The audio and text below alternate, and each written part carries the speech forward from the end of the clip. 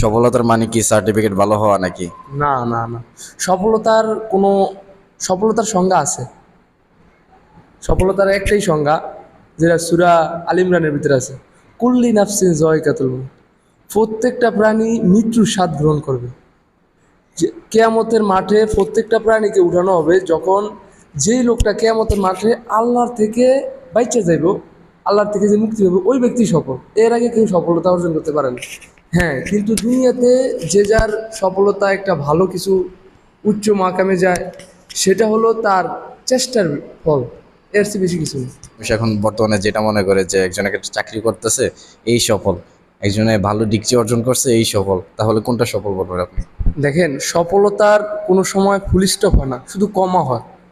আপনি এখন একটা ডিগ্রি অর্জন করবেন, এটার পাশে কখনো ফুল স্টপ হবে না, শুধু কমা হবে আরেকটা ডিগ্রির জন্য।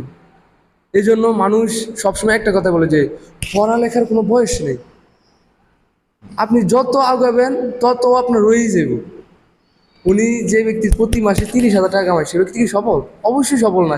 সে চায় পরের মাসে 60,000 টাকা কামাই করতে। কী কারণে?